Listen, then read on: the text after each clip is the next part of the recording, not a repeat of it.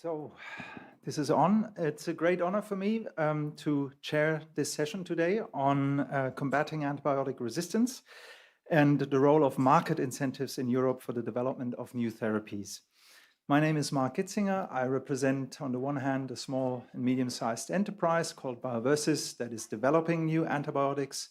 And on the other hand, I'm also president of the BEAM Alliance, which you see there on the logo. We, as an alliance, represent more than 70 organizations, all small to medium-sized enterprises, developing either vaccines, phage therapies, new antibiotics, and diagnostics, mainly located in Europe. So before we get started, I want to introduce a little bit the topic, why it matters, then present who we have on the panel today to discuss this important topic. And just for housekeeping, I would like to the audience for not interrupting the speeches, asking for questions after the talks, and we have about 30 minutes after the presentations really for Q&A. Let's see if this works. Yes. So why are we discussing incentives to support new antibiotic innovations that we have to develop as industry?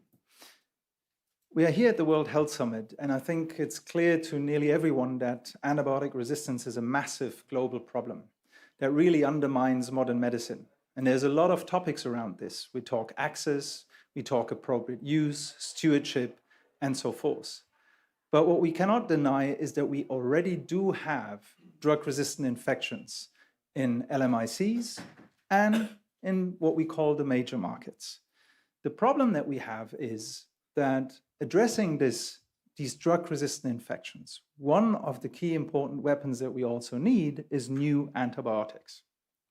And the big question that is in the room, and this is in the room since many years, I would say more than a decade, and some of the faces in this room that are familiar to me can assign that it's more than a decade that we discussed this.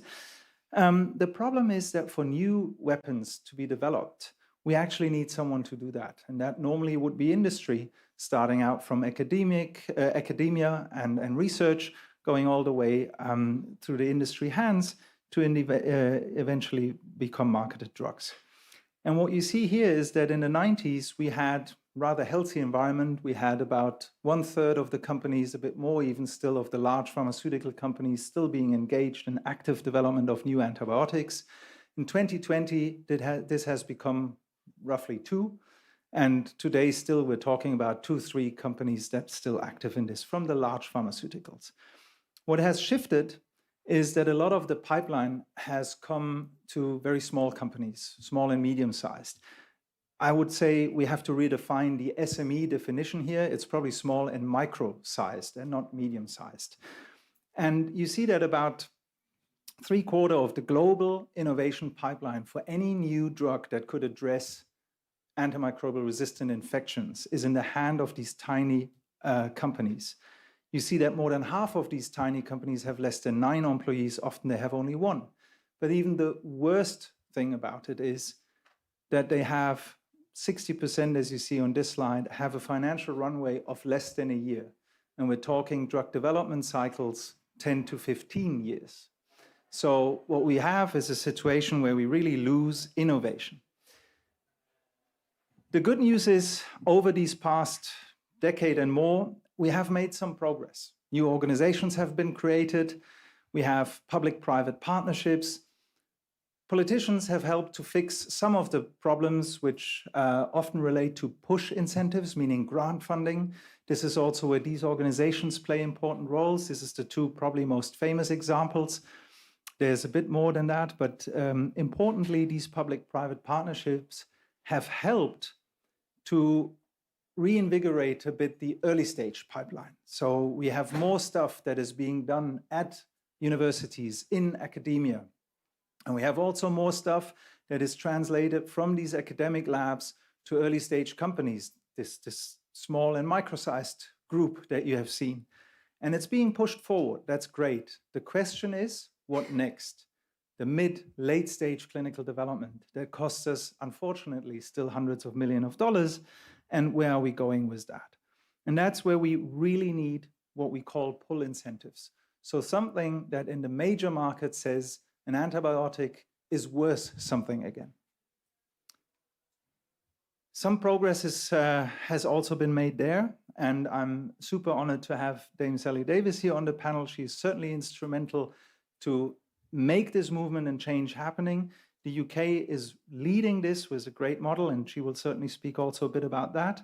We have also the Italian government that has, in their G7 presidency, announced a mechanism, and in Europe, we're working on a toolbox.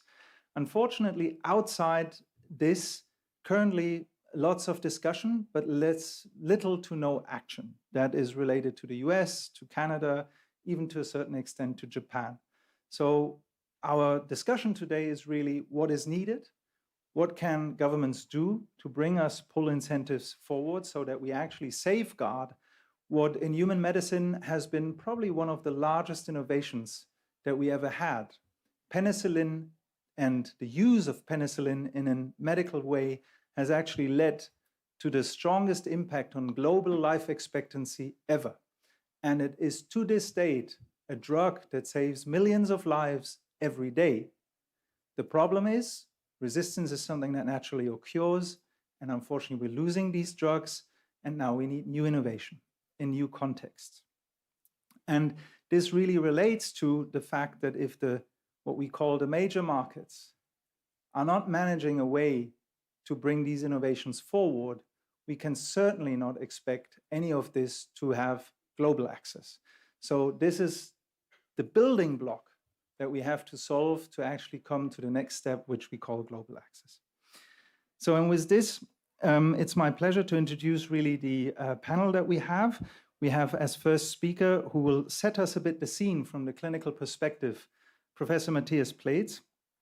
He is since 2018 a full professor and chair of the Institute for Infectious Disease and Infection Control at the Jena University Hospital. He's a board certified internal medicine, infectious disease, and pulmonologist. And after completing his habilitation in experimental internal medicine in 2008, he led several research projects on antibiotic resistance, and he gained international experience at the CDC and Emory University of Atlanta as well. And he is a member of several international and scientific boards around AMR. As a second speaker, we have Dame Sally Davies. Most people probably know her, but she has been appointed the UK's special envoy on AMR in 2019. And she has also the 40th Master of the Trinity College and Cambridge University. Dame Sally was the Chief Medical Officer for England and Senior Medical Advisor to the UK government from 2011 and 2019. She is a leading figure in global health, and having served as a member of the WHO Executive Committee 2014 to 16, and as a convener of the United Nations IACG on AMR reporting in 2019. We have also Ms. Dagmar Reitenbach from Germany. She studied law at the University of Bonn, but her professional career in the Federal Ministry for Labor and Social Affairs was key because she worked for 8 years in the press office of the Federal Ministry for Labor and Social Affairs and the Federal Ministry of Health. And from 2007 until 2023, she was the head for global health, for the global health team. And as such was also with the German Ministry of Health and in charge of the G7 and G20 health tracks, where a lot of the AMR discussion was on a continued basis, I would say, discussed, yet with solutions to be seen. And then certainly last but not least, we have Takuko Sawada-san from the industry representation, one of these few large pharmaceutical companies that still actually innovate and heavily invest and work in new antibiotics. Sawada-san, so this is Shionogi, and she has served for over 30 years in Shionogi, leading a number of pharmaceutical development projects and corporate strategy planning. I think she was certainly instrumental for the company to keep AMR alive and really continue to work. And I shall say also successfully, because several products are there and have come to market that are very important. So with this, I think I have taken enough time and would hand over to Matthias. Oh, no, I did the wrong.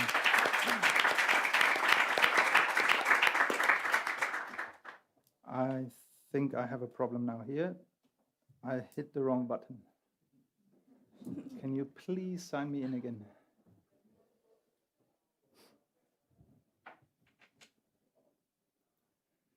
Oh, exit. Yes, perfect. Thank you. That was easier than expected. Yeah, thanks for the kind introduction, Mike. Dear ladies and gentlemen, I would like now to take the infectious disease perspective and to explain you why do we need novel antibiotics, and we will even need more novel antibiotics in the years to come. And I want to talk about 3 topics. First of all, why the need for effective antibiotics is increasing. Then I want to show you a very quick, fast video to show you that resistance is inevitable and evolution will not stop, and that we therefore need a continuous pipeline of novel antibiotics. So 3 reasons why we will need more antibiotics in the years to come. First of all, the increasing age of the global population. There's an estimation that by 2050, every 4th person on this planet will be over 60 years old. And we know that the elderly, due to a decline of immune function, are more prone to infectious diseases. And already nowadays, the WHO estimates that the 4th leading cause of death is community-acquired pneumonia. And regarding the burden of AMR on the population, this was a publication of the Lancet Infectious Disease. And you could see for the last 30 years, we have made progress indeed when it comes to children. And this progress is the merit of the vaccines, particularly the pneumococcal vaccine. However, within the last 30 years in the elderly, the burden of disease regarding deaths due to antibiotic-resistant infection is increasing. The second cause, and this may sound paradox, is medical progress. We have made huge progress, for instance, in oncology. What you can see here is just the anti-cancer treatment that was licensed within the last 3 years.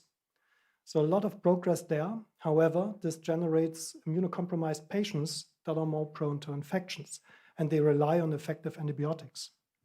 Another progress is implantology, pacemakers, artificial joints. All this comes with an aging population. And again, those patients are prone to foreign body infections. And whoever has experienced a foreign body infection or has seen a patient, this is really a tough to treat disease. And the third, unfortunately, is armed conflicts. So for centuries, more soldiers died from infections than on the battlefield. And in this regard, penicillin was a game changer. At the end of World War II introduced, it saved many soldiers from wound infections and subsequent sepsis. However, we can discuss this then. You need a lot of antibiotics because wounds are contaminated, and this breeds antimicrobial resistance.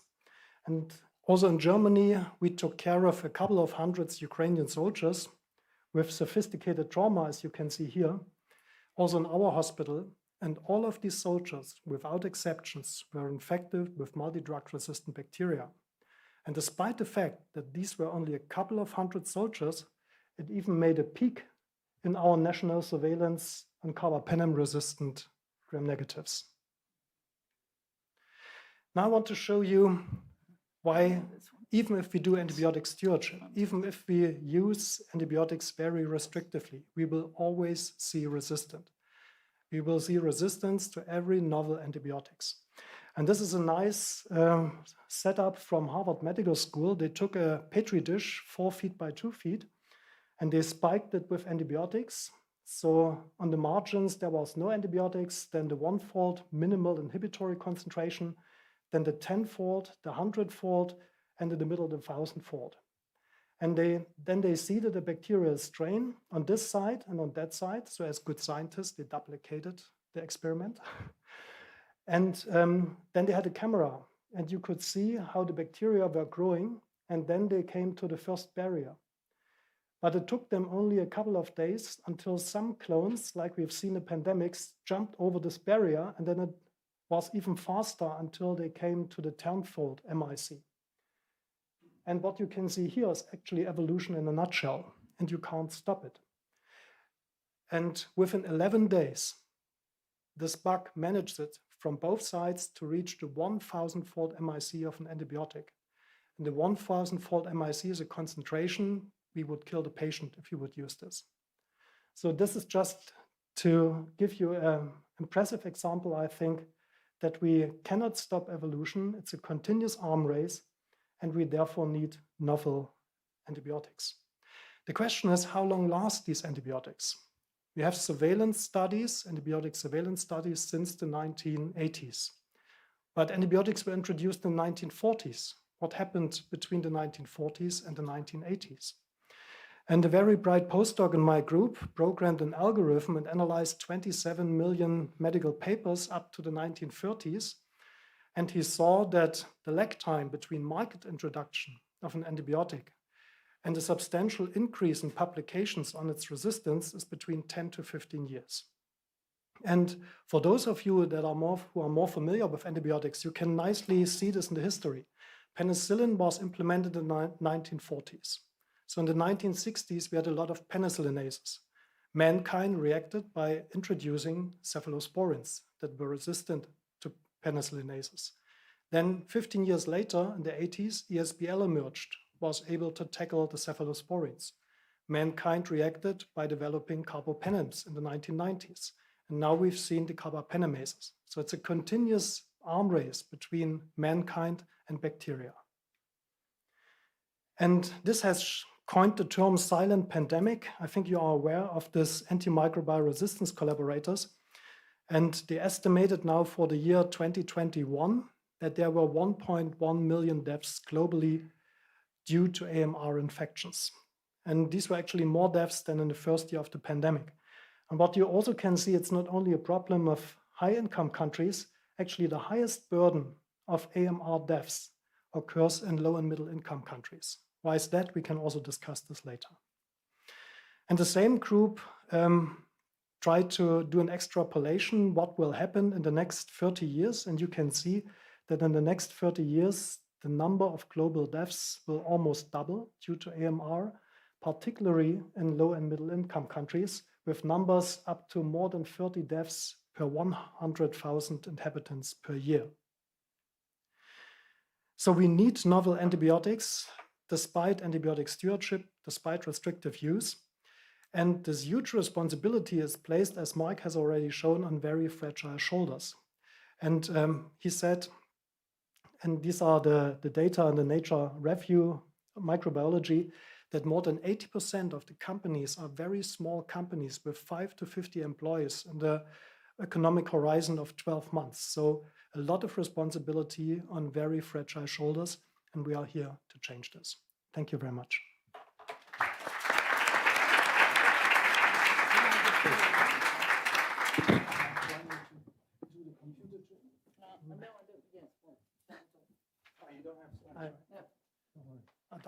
This is okay.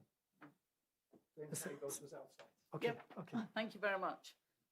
Well, thank you, Mark and Matthias, for setting the scene so terribly well. Thank you also to the German Network Against AMR for convening this discussion that is overdue, yet we keep having it. Why aren't we moving forward when we know that AMR is harming patients and healthcare systems? And I know this is World Health Summit, but it's a One Health issue. It's damaging our food systems. It's impacting the environment, and of course, is a security and economic issue. So I suppose my message of what I'm going to say is really twofold. We need innovative antibiotics, and to deliver those and to support low and middle income countries, we need innovative financing mechanisms. And I'm going to talk to the broken market, which is an odd place when I'm a doctor, but there we are, a retired doctor. I think you saw from Matthias how antibiotics underpin and other antimicrobials, antifungals, antivirals underpin modern medicine. So we're at risk of losing modern medicine. And you mentioned cancer, but 1 in 4 cancer patients gets a nasty infection. And there's now data from the States showing that it is AMR is much more common in cancer clinics and cancer wards than the rest of hospitals. So that's a worry, let alone if you look at how cancer treatments are changing. Checkpoint inhibitors and things are now routine for many cancers, and they make it more likely people are going to get infections. The data we've already seen. I was going to pick up on the global burden of disease, but if you look at the direct deaths and the attributable deaths, and the fact that if we don't take action, we're going to get 39 million deaths from AMR by 2050, and more people are dying of AMR than are dying of climate change at the moment, then why are people not doing something about it? And it's this discounting, oh, well, it's not today, it's in the future. But the trajectory is worsening, and we're really beginning to risk the effectiveness of carbapenems, third-generation cephalosporins, fluoroquinolones, and methicillin. And we need an innovative pipeline to deliver replacements. But you've heard a bit about the pipeline. WHO published a report a couple of weeks ago showing how much more fragile that pipeline is, and rather lacking in true innovation. The clinical pipeline shrunk to 90 agents, down from 97 in 23, and only 15 are considered innovative. Just 5 target WHO critical priority pathogens. Let alone what do we do about children and oral preparations. And then we have this issue, and it is a problem, that most of the good work is led by small and medium-sized countries. Luckily, not all of it. Shionogi and GSK are 2 bright spots. With GSK's, I can never say this, gepotidacin come through, and Shionogi's cafidrocol. But those don't replenish what we're losing. We also know, and you could have emphasized it more, Mark, how expensive it is and how long it takes to make a new antibiotic. What is it? At least 1 billion, probably nearer 3, taking 10 to 15 years. And then I used to laugh because as chief medical officer, if we got a new antibiotic, I wanted not to use it. I wanted to keep it to save lives. So you can't sell lots of them and make your money like that. Stewardship has to be practiced, and first-year sales often fall below 50 million. And that means that venture capital and other investors are not very keen on investing. And so venture capital puts 17 times more into cancer than they do antibacterials. It's the data I've got. I bet they put much more than that, actually. So that's our classic market failure. The public health value of antibiotics is enormous, supporting the health systems, food systems, economies, and even, and I think the Ukrainian example shows that, national security. Yet the market fails to reward any of this value. Low reimbursement and low sales volume drive down returns, discouraging investment. So what do? We needed to rethink how we see and value antibiotics. And I think it was John Rex that started calling them like fire extinguishers. I don't mind. They're the foundation of our systems. If you want to call them fire extinguishers or fire engines, fine. But both of those ways of looking at them are sensible. We invest in fire engines and fire extinguishers, hoping we won't get fires, but they're there in case. We invest in decent foundations, or buildings will fall down. Why are we not doing it? We've got to have these available, scalable, and ready. And antibiotics really need to be treated like those. So I'm going to tell you what we've done in the UK. In 2019, both the NHS, and it was the NHS in England, but the great thing now is it's the whole of the UK NHS that has adopted it, and NICE piloted a new payment model in 2019. I bet you that's my phone, but we're not answering it. The antimicrobial subscription model for antibiotics targeted WHO priority pathogens. And so what we wanted to do was try and find a way to do a pull incentive that recognized need in a way that other people could pile in. So we weren't saying, oh, we'll do one over here because we fancy it. We were trying to find somewhere where we could pile in. And it's often nicknamed the Netflix model. It's a subscription model because we're trying to tackle those economic disincentives, the high development costs, long timelines, low sales, by giving a much more predictable, long-term rewarding system for innovators. It's also delinked. So instead of paying per volume sold, like hypertension or diabetes, we pay a fixed annual fee for access and readiness. So we really are treating it like fire extinguishers. And that you could call an insurance value, what we're paying for the availability, not their consumption, thus supporting stewardship while ensuring that companies are rewarded. A 2019 pilot, I think, was done, you may have another view, very openly in discussion with the industry and everyone, having regular meetings to try and get it to work. And it helped us understand the value of essential antibiotics, both for the NHS, but also for society, and provide confidence that the NHS was receiving value for its money at payment thresholds normally considered per quality adjusted life year gained. Of course, that level's just been announced by the government to be going up. So that's potentially good news. A particularly positive finding was that when estimating the value of these drugs using QALYs and translating into contract values, the results aligned with our UK fair share relating to GDP to incentivize global antimicrobial R&D. So actually, I think the fact that they aligned showed that this truly is doable.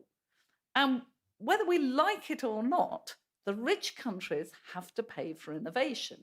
We then may need, I would argue, tiered pricing or something to help low and middle income countries. But we rich countries are going to have to make sure it happens if we want it for our patients. And I want it for our patients. And now I'm over 70. I want it for the elderly too. But, you know, we all think about things from our own families, of course. The clear benefits of this delinked subscription model should be visible to all. They incentivize R&D because of commercial viability and certainty, ensure supply continuity, and we've put into the contracts environmentally friendly manufacturing through the contract, and supporting stewardship because we pay whether lots is used or very little. So there's no incentive to overuse it. It's, in the UK, a points-based system to determine that annual payment to companies, and we use 17 criteria. In the pilot, it was even more. It was so complex. I couldn't believe that they were doing it that way. But actually, the great thing about the pilot was it then became simplified. We'd learned all together that it was worth looking at those things and we didn't need them. So that's good. They assess relative effectiveness, unmet clinical need, pharmacological benefit, and health system benefit. And products now, with our new way of doing it, the more simplified, are placed into one of 4 contract value bands, so we can differentiate payments based on the criteria and marking that they get. And the top band, about 24 million annually across the 4 nations, is reserved for breakthrough innovations. So we've got a really juicy, big band for the real innovation. But we also reward products that help diversify treatment options and incentivize their wider insurance value. So, you know, we're trying to look at the whole range of innovation. Eligible products are offered a contract initially of 3 years, extendable to a maximum of 16 years, or loss of product exclusivity. So again, trying to be fair, because if you don't see it going out there, you're not going to have enough money that it wasn't worth doing. And there are regular opportunities in the procurement process to review and revise eligibility and evaluation criteria and respond to emerging threats. And we can support products with high potential to combat AMR. It's pragmatic as a model, it's scalable, And we don't rely on complex HTA systems or large teams of health economists. I love health economists, but there aren't enough in the world. And anyway, do we want to pay for it either in money or time? We need something simple, and this works. And we think it can be adapted to different national contexts and limited capacity. And actually, if you look at the recent economic data by Centre for Global Development, they showed that investment in antibiotic innovation and access not only makes health, but also economic sense. Investing in antibiotic innovation and access could yield $24 for every one spent, a return on investment of 24. Why are we not all doing it and more? I don't understand it. We get saved lives, reduced healthcare costs, boosted productivity. The data for Germany, Dagmar, I know you all know it, but maybe the audience don't, could save $1.27 billion in health costs and gain $17 billion in GDP by 2050. It's impressive. So where are we going with our subscription model? We've made, in the UK, a lot of progress. And after the first contracts were awarded under pilot in 2022, by 24, we'd rolled out the model across the 4 nations. And last August, we tendered contracts with an estimated value of almost 2 billion over 16 years. And we're expecting to finalize more contracts next spring. And while the current model focuses on antibiotics, actually that's what I asked them to do in 2016 when I started to get them going on this, its principles can be applied, and we're prepared to other antimicrobial products, whether it's antifungals, treatment for drug-resistant TB, or even non-traditional therapies. So it's a scalable and pragmatic system that we can use. NICE has begun work to adapt the evaluation criteria and evidence requirements for other priority antimicrobials in the pipeline, and we really hope other countries will have an interest or work so we can expand the scope. And what we think is important is with different health systems, you might need a different way of funding a subscription or a pull incentive. But if we could all use the same buckets for our assessment, then it becomes easier for the companies because they know what questions they're going to have to answer in all countries. And so it has some similarities. What do we need to do next? Well, I think we've proved it works, but we need coordinated action, initially across the G7, but really the G20 and the EU. And we know there is movement. I want to commend particularly Italy in this, as they're starting. Japan has a small pilot. So, as I close, let me leave you with 6 actions we think the evidence tells us we must take, but we must take together. We need to scale up delinked pull incentives like ours. Canada's now coming in, and we're all showing what's possible. We've got to coordinate the models to create predictable, sustainable pathways for innovation and return on investment. That actually should unlock some private capital. Second, we've got to focus our efforts on the bugs causing greatest burden, and that's why we use the WHO priority list, but I think another route of doing that would actually be the global burden of disease data that you were showing, Matthias. But because we've got to send a coherent signal to the market and focus innovation where it's going to have the greatest impact.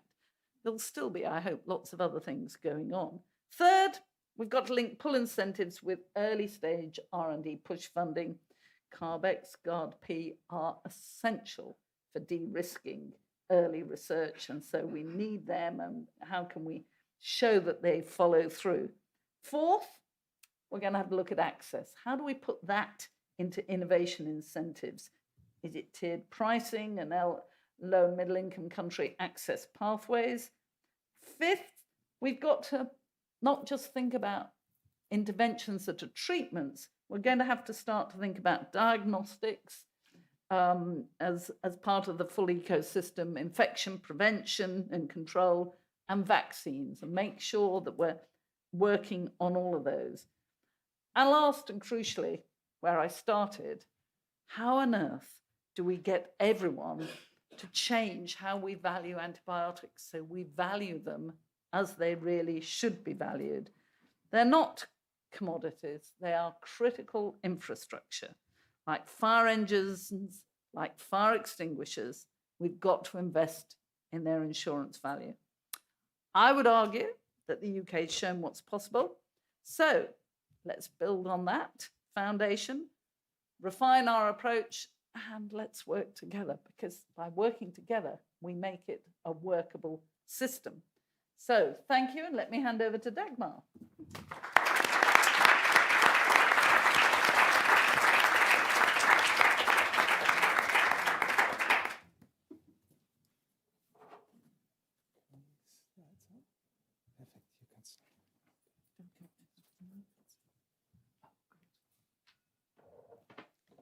Thank you very much. Tackling antimicrobial resistance is a key challenge for global health, and effective antibiotics are an important component in the treatment of bacterial infections. Many achievements in modern medicine would not be possible without effective antibiotics. We have already heard the global numbers on AMR. In Germany alone, we have about 10,000 deaths directly caused by antimicrobial resistance per year, and another 45,000 in relation to resistant bacteria. For Germany, the response to antimicrobial resistance remains of high priority nationally and internationally. To underline how important the topic is for us, the German Ministry of Health appointed an AMR ambassador, and several of you have already met Muna Abuzin. In this year's coalition agreement, we have reaffirmed our international commitment to promote more sustainable health financing and research on AMR. The worldwide increase of AMR requires a bundle of measures, and the development of innovative antibiotics is one of them.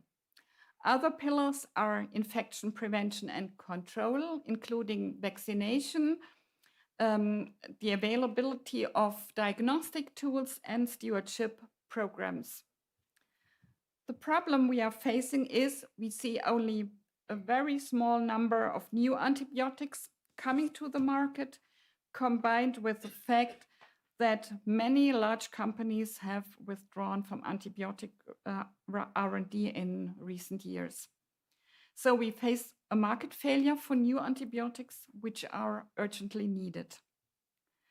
Therefore, there is a need for targeting incentives to ensure a sustainable antibiotic pipeline and to bring new antibiotics to the market. Over the last decade, G7 countries have taken responsibility and are spearheading and supporting initiatives, models, and mechanisms to make progress on AMR.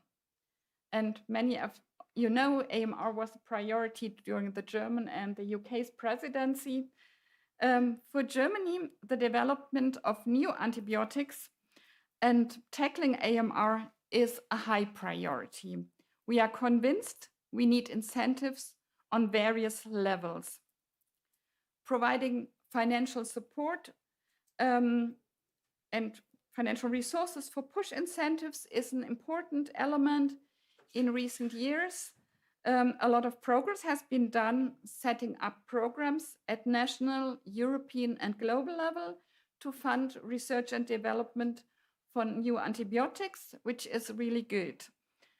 Public-private partnerships such as GARP and CARP-X, as well as initiatives such as the Global AMR R&D Hub, have been key enablers for progress in collaborative research and innovation while promoting access and stewardship.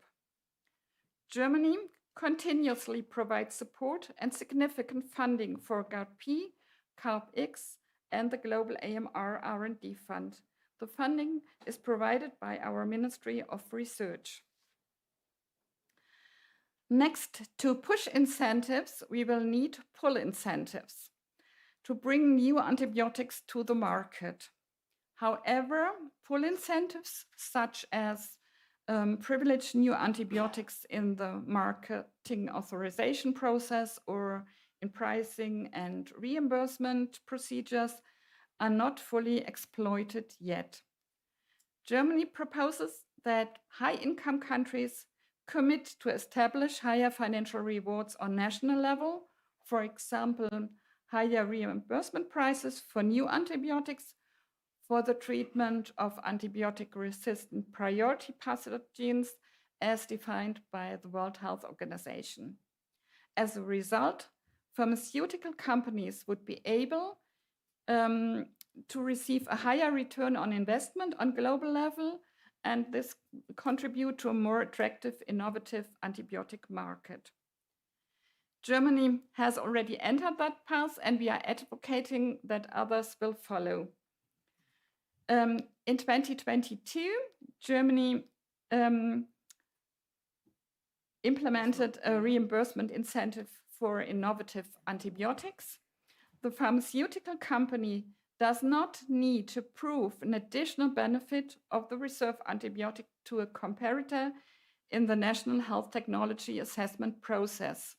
Yet, the second-line antibiotic as such has an additional benefit, which means the antibiotic is privileged, and this leads to an advantage in Germany's pricing processes.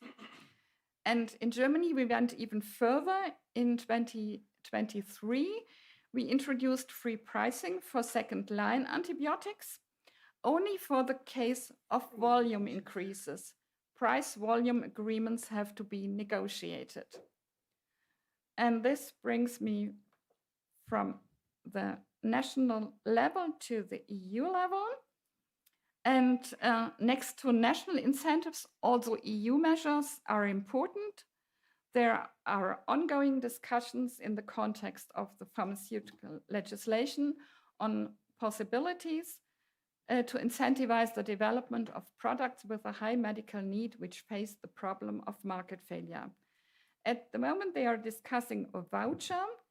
Germany supports a transferable data exclusivity voucher. We will see and follow these discussions closely. In recent years, we have seen different approaches in different countries implemented to foster new antibiotics. Each comes with its own advantages and disadvantages. Steadily, we get more knowledge of what it needs in practice to foster innovation and access. Nonetheless, we need to keep up the efforts to develop and prioritize the implementation of a common EU-funded pull incentive for the development of second-line antibiotics and targeted access. And not to forget, it is of utmost importance to include stewardship aspects into every new measure. Thank you for your attention.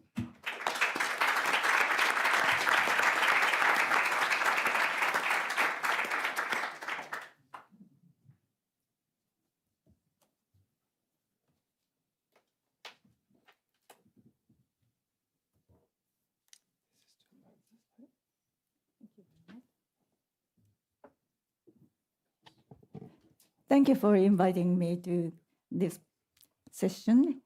And today, I would like to talk about the importance of market incentives, often referred to as pull incentives in the development of new treatments for drug-resistant bacterial infections. And this is the field which our company still continues to focus on. Let me introduce our company, Shionogi, very briefly. Shionogi is a Japanese pharmaceutical company founded in 1878. And our research and development efforts extend beyond drug-resistant bacterial infections, but also fungal infections and malaria and other RNA virus infections, and also vaccines and diagnosis are also in our target. And in the right part of the slide, you can see agents which treat infections which we brought to the market in collaboration with other company or by ourselves.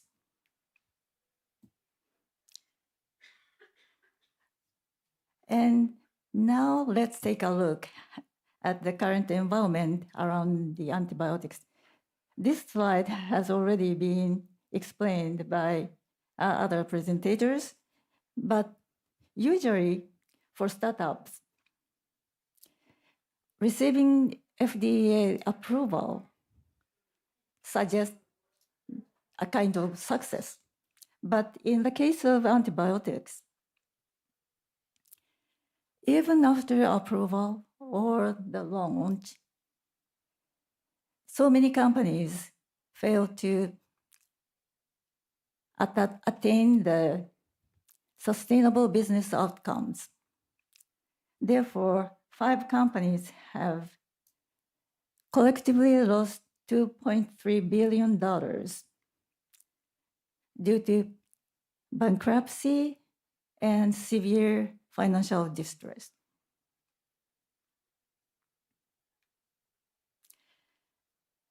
And therefore, as mentioned before, most of the big pharma has decided to leave this field. And according to Carbex, researchers from 6 companies which abandoned antibiotic R&D, only 10% continues working in the field.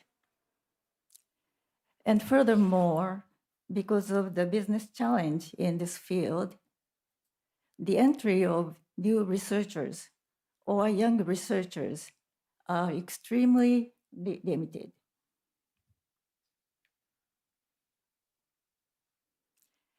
And as again mentioned, that WHO's 2023 review also concluded that the pipeline of antimicrobial agents under development and those already approved over the past 6 years remains insufficient.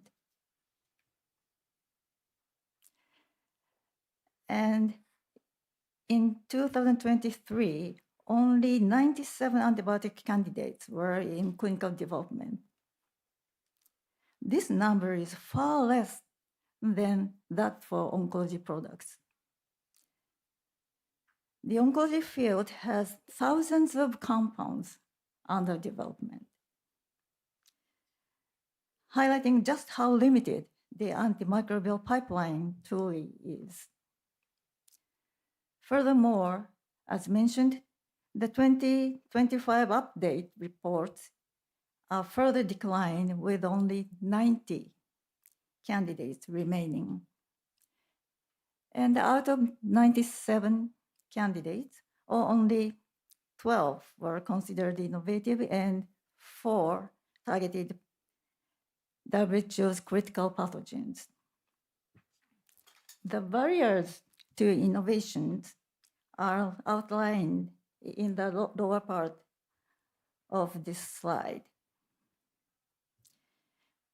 The collapse of the market and the lack of viable business model have led to reduced capital investment. This, in turn, has created a shortage of human resources, of talent and expertise, resulting in a negative cycle where scientific and technological progress in the field becomes increasingly difficult. Yet, when we consider the annual additional healthcare expenditure and productivity loss caused by AMR, the societal return on equity for AMR treatment is estimated to be between 7 to 13 times. Despite this immense value, why do these treatments fail to succeed as businesses? To fill this gap, market incentives are essential. UK model, Dame Sally Davis has already explained in detail, so I don't need to go more in depth. But from industry perspective, I'd like to add that current scheme is really transparent, and we could have a very good discussions with the government. And from that point of view, we are very happy to be selected for the pilot program in the UK.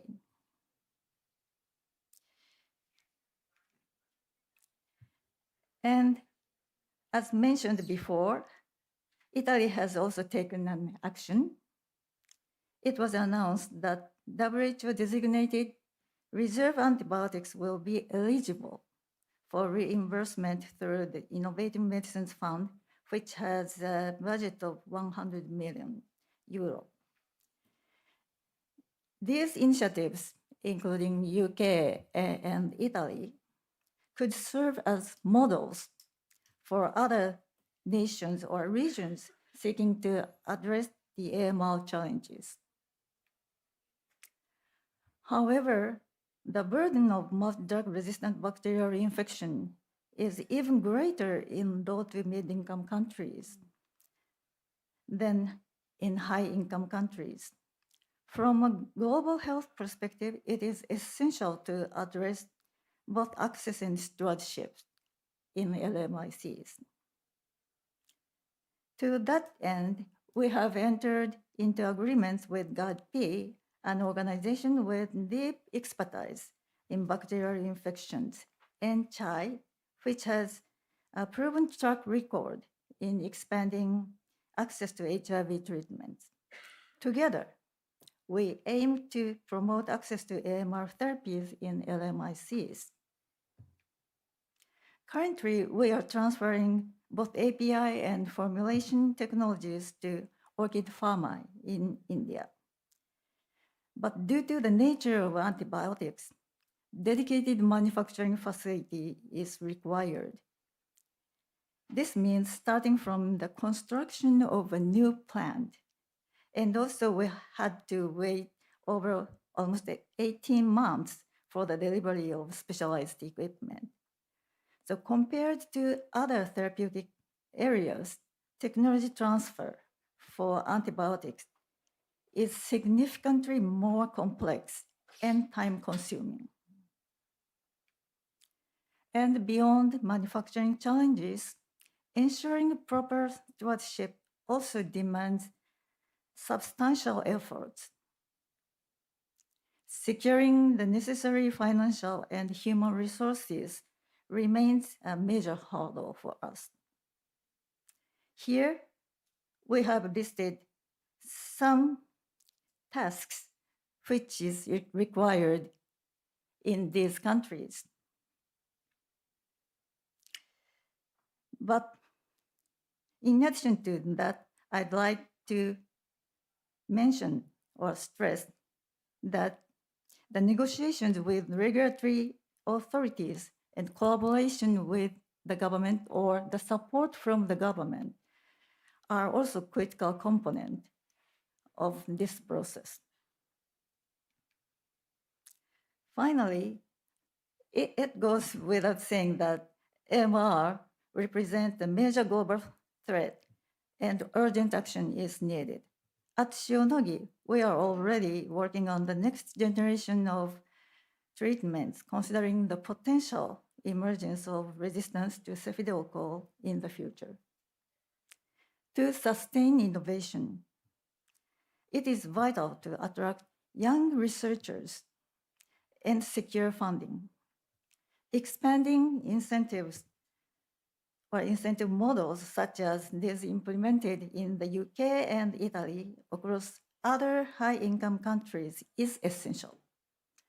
At the same time, from a global health point of view, ensuring access in LMICs while maintaining stewardship is equally important. But this is not a challenge that any single organization can solve alone. Therefore, expanding public-private partnership will be the key to achieving meaningful progress in this area. Thank you very much.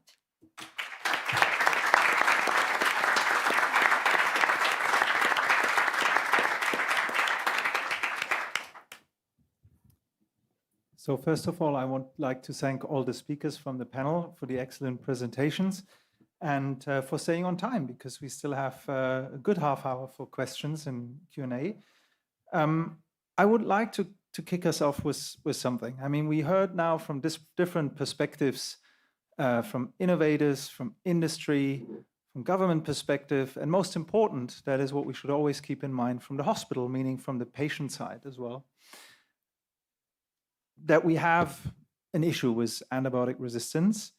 We have touched up on a few positive examples how we made progress in addressing that, on analyzing the impact, etc. There's probably even more to say. Sawada-san mentioned, for instance, the complex manufacturing.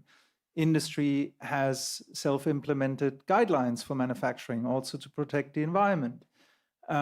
We have special funds that have been created to, like the AMR Action Fund, to invest into antibiotics, that is also sponsored largely from the industry and from some institutions like the Wellcome Trust and the European Investment Bank. So all of these things have come together. But yet we have only one country that has truly and exemplarily led the way forward on finding a way to make a marketplace again that is sustainable and works forward. So my question to Dame Sally is to open this up. Probably first of all, how on earth did you convince your political leadership to put that into place? And what on earth can we do to get some others on board? The real story is waiting for me in my autobiography. But what I did work out was who held the money and could decide to do this. And it was, of course, the chief executive of the NHS. So I went to the chief executive of the NHS and made a convincing case, which started with, I'm giving you a cup of coffee and you're not leaving the room until you agree to this. And then I found the argument that got him to agree. And it took me an hour and a half. What was that argument? Well, the obvious one, fire extinguishers and mortality and cost, return on investment. But it is about having enough patient pull and championing and focusing it where the power lies to make a change. And we often sit with global health people and they say, yeah, it's really important, it should happen. But actually, do they have any say over their local systems? So how do you get into their local systems and get a champion who really, like a dog with a bone? If I may follow on that one just briefly, what is the biggest misconception that you realize with the policymakers, but also with investors? I mean, you talk to everyone in this environment. And for instance, investors, I mean, believe me, as a small company, you talk to a lot, but mostly when you start using the word of antibiotic, the door is already like right in your face. So where's the misconception that you realize in all of these people to understand what AMR is concerned about? Well, on policy and governments, it's the political timetable, because it'll take 10 to 15 years to make a new antibiotic. That's outside the electoral cycle. So you're not appealing to them on the normal grounds. You've really got to go for their values and the fact. I mean, I do a good line in, yes, just think, so you'll be out of power then, the next party will be in there, oh, it'll pay off as you come back. You know? I know. That's a good one. but you have to think about what are their drivers, and it's political cycles. So I work it out. So that was one area. With investors, I think it is that they don't see, because we haven't got enough pull incentives in place, a big return on investment. And there isn't. Why is it that even in the UK, and you'll probably know what we do spend, and I can't remember, but that we'll pay a bomb for an anti-cancer drug in an old person, but we won't pay a similar amount for a young or a working person to save their lives. I mean, we've got the balance wrong, but I think there's a real cultural issue across the world that comes from the success of penicillin, the success of the generics industry, that culturally we're not used to spending more. And people, that's why I've started doing much more on cancer, because that wakes people up. You mean 1 in 4 are at risk of dying of this? And I can tell you, having had a major cancer operation at the end of January, and waking up on day 5 with a dreadful infection, my first thought was AMR. It turned out to be hospital-acquired flu, but my husband's thought was AMR too. So how do we get that community that are very powerful to talk to this issue? And we've been working quite hard to try and get them involved in it. So it is about communication, isn't it? How do we change cultural attitudes and improve our communication?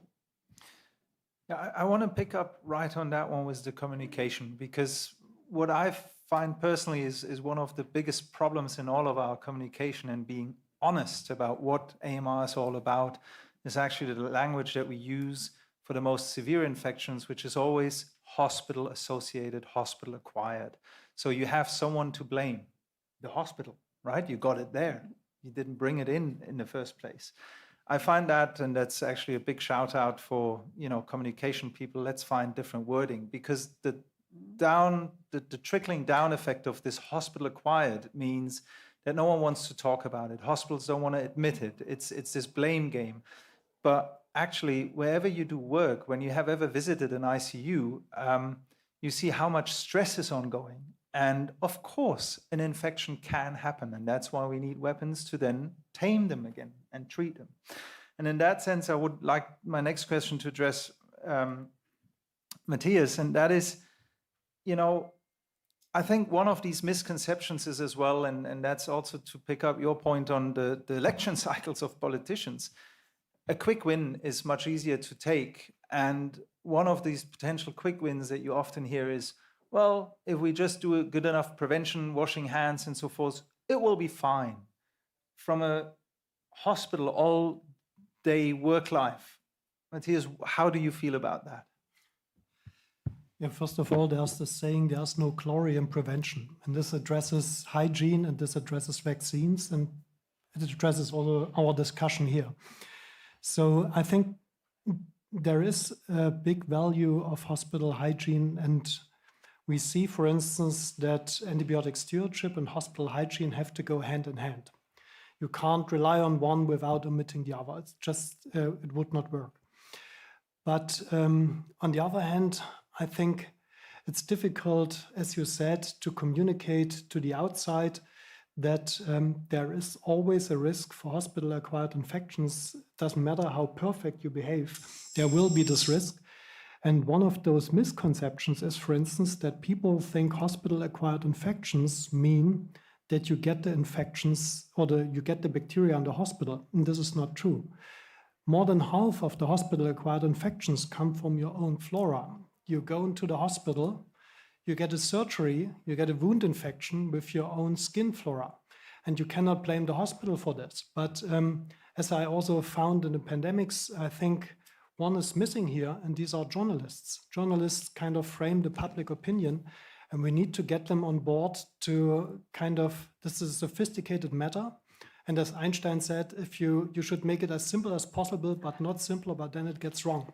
And this is what happens currently if you look at the newspaper.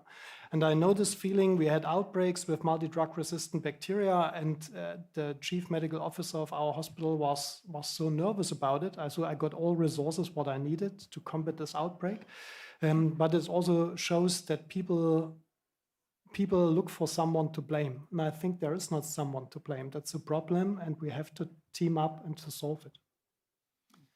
Yeah, thank you. I think this is really a very important point in terms of our communication going forward, that this is not a blame game. It is about honest and good reporting, because I think everyone in this panel and most people even in the room that are familiar with it are in agreement that probably all of these numbers that we heard and so forth, there's even still a high risk of underreporting because of exactly this blame game and these topics.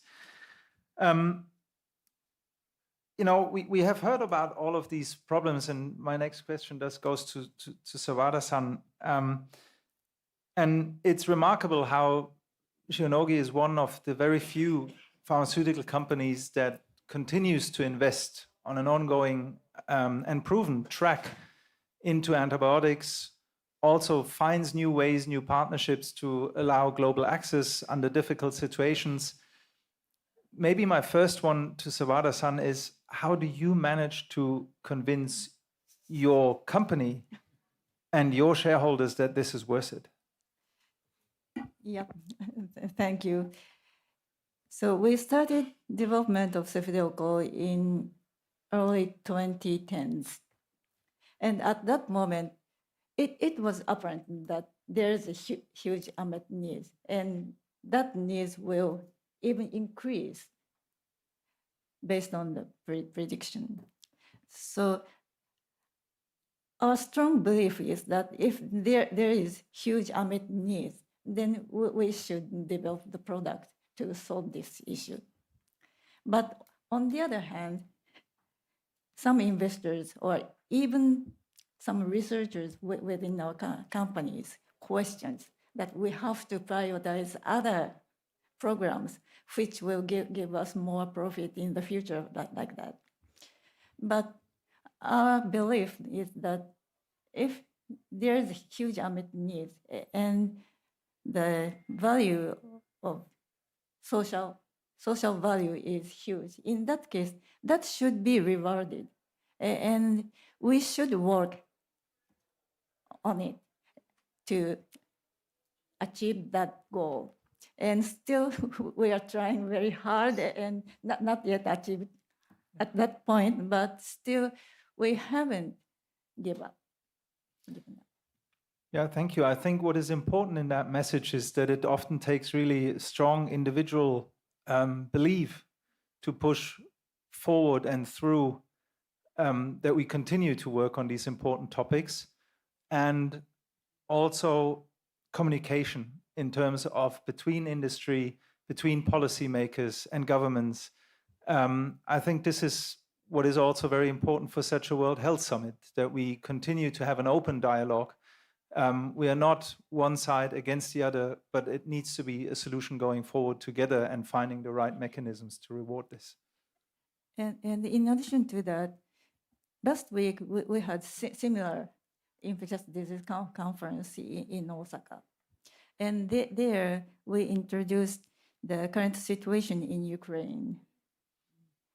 So based on the current very unstable geopolitical situation, and as Japan, there are so many natural disasters.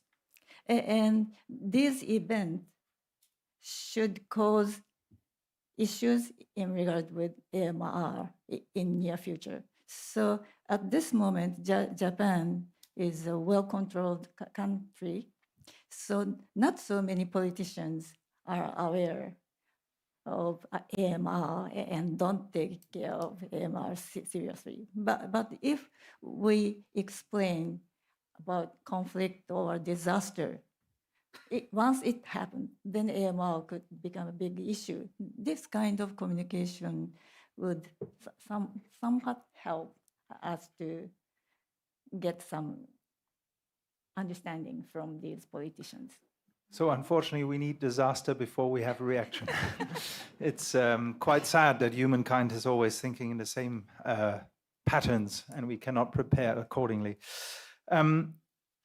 Before I move on, I have another point for Sawada-san that you brought forward, and that is one that is also concerning for us as a small company in this space. And it's a huge concern, actually. That's the lack of talent. There was great analysis being done in this Nature publication. I think Kevin was involved in that as well with Carbex. But what we really do see is it takes 10 to 15 years to develop a new antibiotic. Yes, it is a pharmaceutical drug, but there is very specific know-how on how to develop these things, and it's not so easily transferable. And what we realize is that, you know, normally startups, young companies, SMEs, they're full of highly talented, very young people with lots of funny ideas, not much experience. In AMR, that doesn't work. And it certainly doesn't work when you start translational work into clinics. All of a sudden, your employees in a startup become very gray-haired, nothing against gray hair, but and you realize they're actually hard to find. There is not many anymore. So does maybe Shionogi have also, well, obviously same issues, but initiatives to work with young talent to continue also knowledge transfer? Yes, as I mentioned that we opened new research laboratory focusing on antibiotics in San Diego this April. And also we created a small foundation to donate money to young researchers. At this moment, my company is not so huge, so limited to Japan, but we started to donate this money to young researchers in Japan. And if possible, we'd like to expand it to outside Japan as well. Thank you. Maybe for Dagmar, I want to kind of close a bit the circle, because I asked first Dame Sally how she actually convinced her government to move forward. Now, you have been very involved in the G7, G20 discussions, and with the German government. You also presented some of the activities that Germany does. And if you allow me that comment, I personally think that on the push funding, so grants, etc., Germany does a great job. I feel on the pull side, they totally missed it. And despite potentially the right intentions, but it unfortunately, execution was very poor, and there's also papers on that.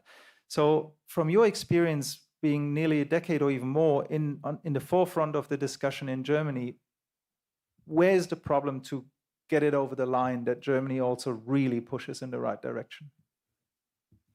So from the German side, we try to look at different levels. So we try to incentivize the push side with Carbex, which were already mentioned, and we think these are really important, and we are significant funder for them. The Global AMR R&D Hub is important for coordination. So this is another tool which we are supporting, and so we try to go with partners on the international level. So therefore we put it on the agenda in our G7, G20 presidencies.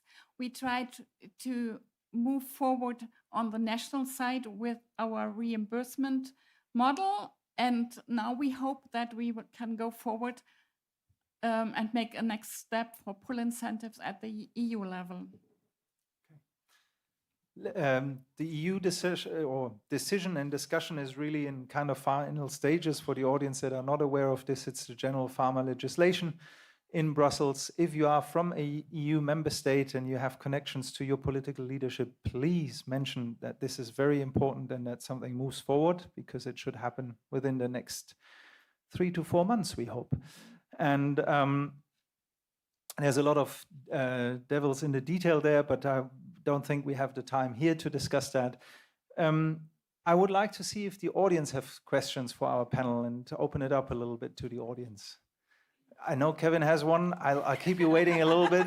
I see a hand back there. Sorry, the lady on the right-hand side, maybe first. We have.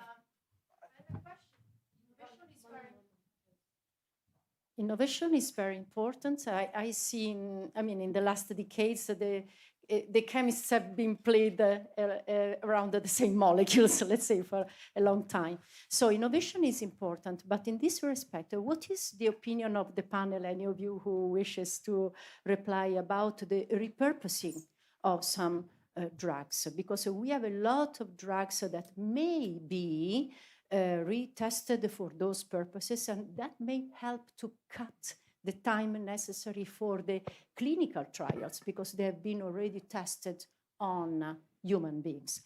What do you know, what is your opinion about that? Because I know that there are some drugs that actually have been repurposed for that specific aim. I can answer this because we have a project in our own institute that works on repurposing licensed drugs for viral infections, not for bacterial infections. However, as a clinician, I think you still need the clinical studies. You may cut the safety part, but you need to show not only that they work in the lab, they have to work on the bedside.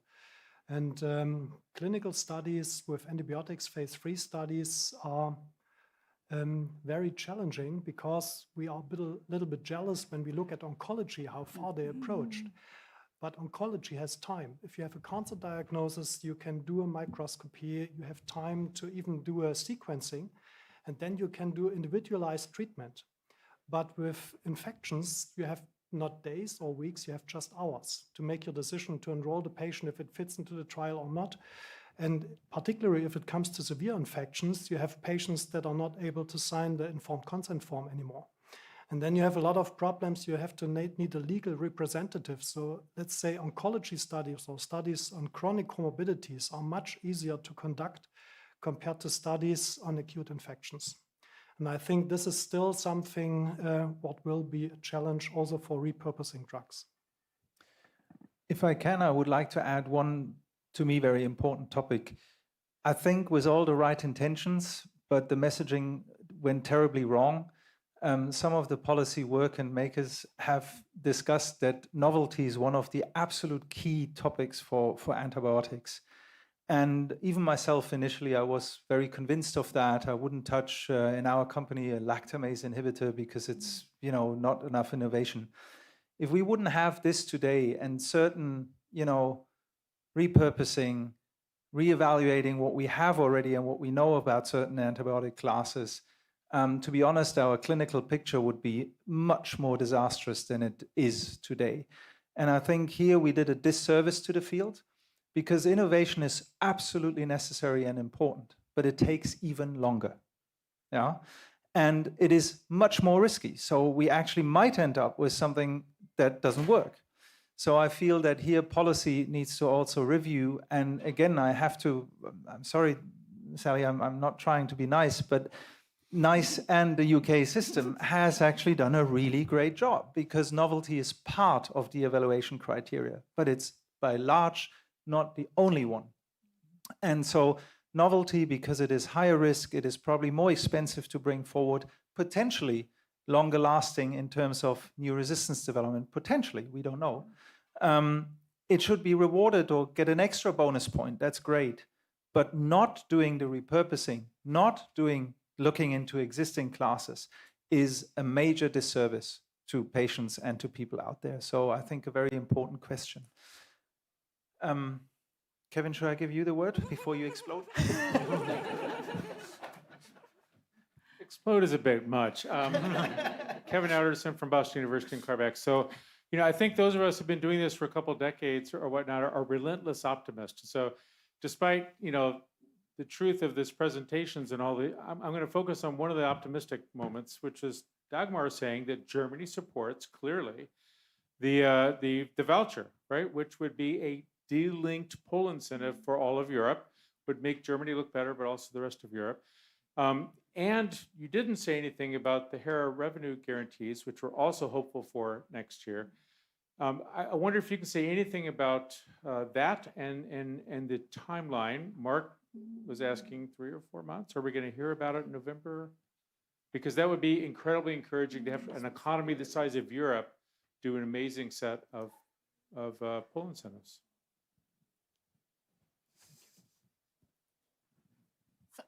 I'm sorry, I'm not so familiar with the HERA So I can ask my colleagues and come back to you. Please, there's another question back there. Yeah. Thank you. Sebastian Haller from the Robert Koch Institute. Thank you for this very inspiring panel. I was wondering, in particular to Dan Davis, if so resources in tackling AMR are limited, and if I get $100 from my government to spend to tackle AMR, how high would the proportion be to invest in the pull incentives? As it was discussed also that this is somewhat of a promise. It could be that the pipeline is empty because there's not enough innovation going on right now, but it could be that we have already addressed the major weaknesses of the bacteria. And on the other hand, we do have innovations in vaccines, and we do have examples of the Netherlands and Sweden who do not have to worry about carbapenemase resistance in by 2050, as they are standing quite well with the prevention and control and antibiotic stewardship. So taking all of this together from a broader picture, how high is the value that we can expect of the innovation? And I hope that all that believe in innovation are true, but how much can we expect from this, and should we invest on this bet for a future, an uncertain future, where we may have already evidence on the other hand? Thank you. Wow, so that's the whole field, isn't it? So when I started in this field some 15 years ago, everyone said, oh, the problem is the science. It's too difficult. And that's clearly not the case. I mean, I think the last decade and a half, 2 decades have shown us that the way things have gone and people bringing different ways of looking at things, different cultures, different niches they look at, AI, Jim Collins's work, things like that have shown the science is not the problem. So let's put that on one side. Do we need innovation? Yes, I think we do. We're running out of antibiotics, and I do think that some of this can be solved by repurposing, some by resistance breaking, probably, but that won't do it all. And if we want to save our aging populations or the low and middle income countries, if you look at the global burden of disease, we've got to do something. So if you've got a limited amount of money, where should you put it? Well, I would argue that the health system needs to invest heavily in both prevention and stewardship because they have a great return on investment. But actually, the whole of society should be investing in the new drugs because they are protecting not just our human health, but the food chain. And here I can say how proud I am of the British meat growers. Wasn't quite the right term, but the people who've managed to drop since 2014 their use of antibiotics by 59% voluntarily, because I went around saying I'm going to have regulation put in. And they said, give us a chance. And they've done this massive, so we're now one of the lowest in the world.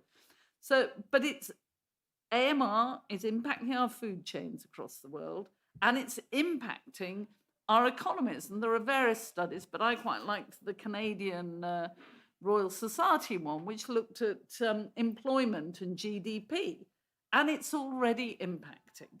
So I think society has to take a view about the innovation and pay for it, and I don't think it should just be the health system. And so I'm not going to accept splitting up that $100. I'm going for more.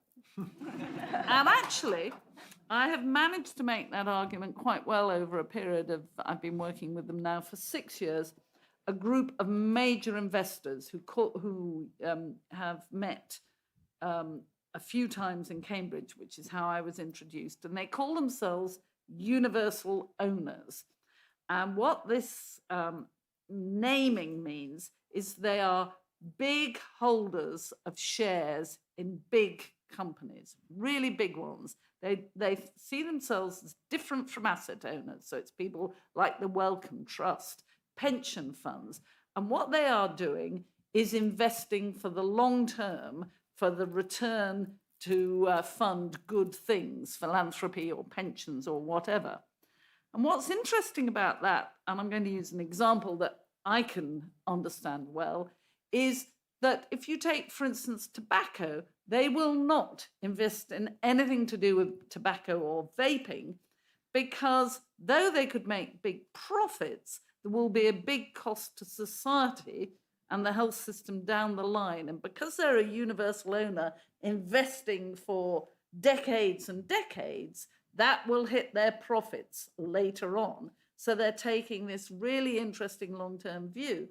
And actually last September, they got in other investors and they put out a statement saying they cared about AMR, they wanted to reinvigorate the new drug or the innovative pipeline, but they also wanted proper use in the food chain and everything.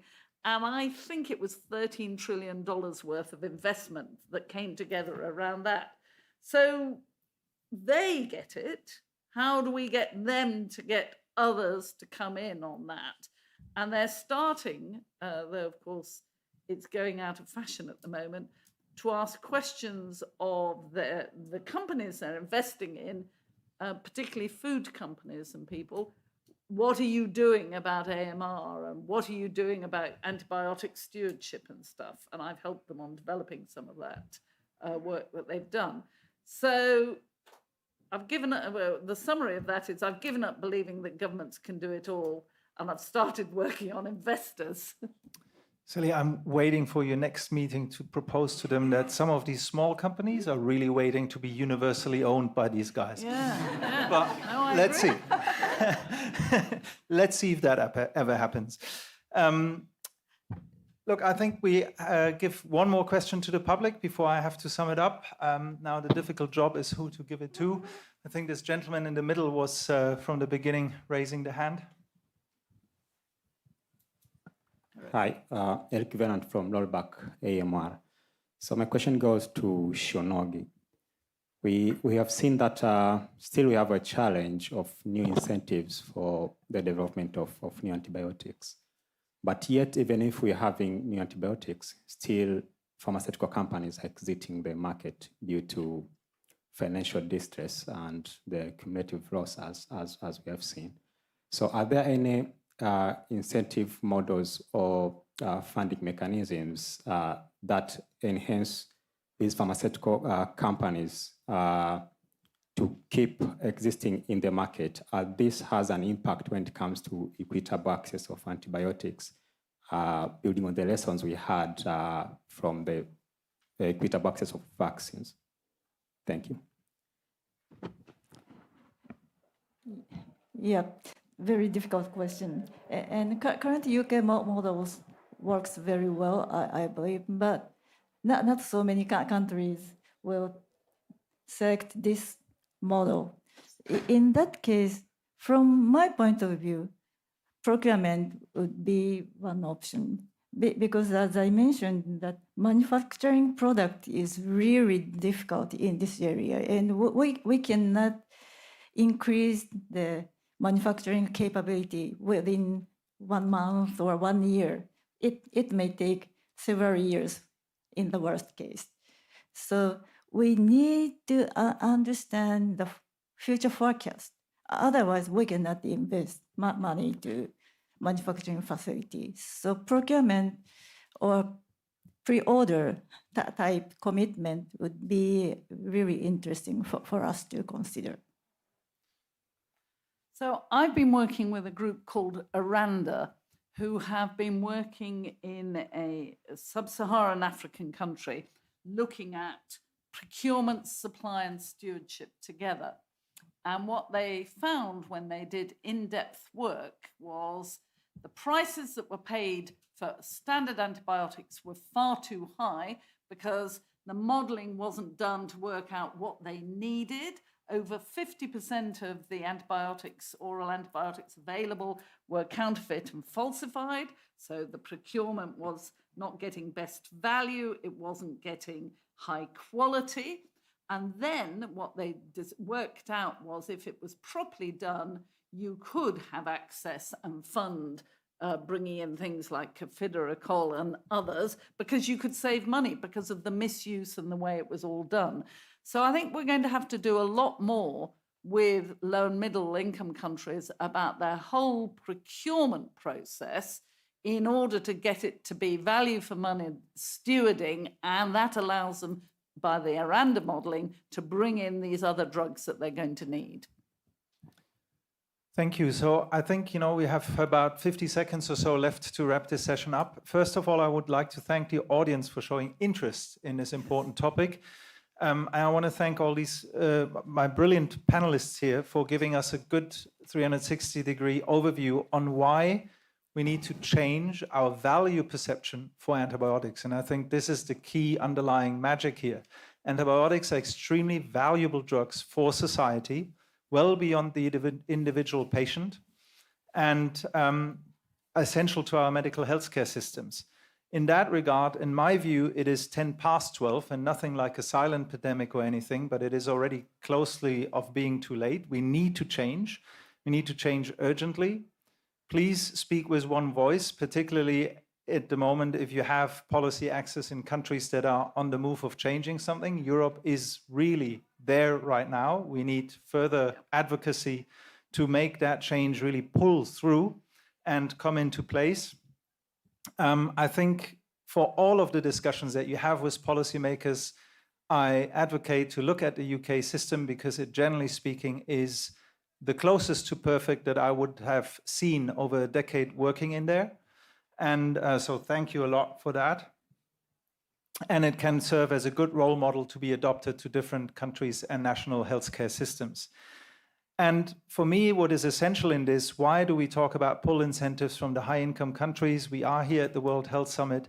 It is essential to allow us to also work towards global access in the right ways, with joint procurement, with good stewardship, and with appropriate measures around that. But if we don't have anything to give access to, there won't be access. So I think it's very, very important that we solve on the high-income country, taking the responsibility to pay for the value that these drugs really bring to society. And with this, again, very much thank you and good discussions at the rest of the summit.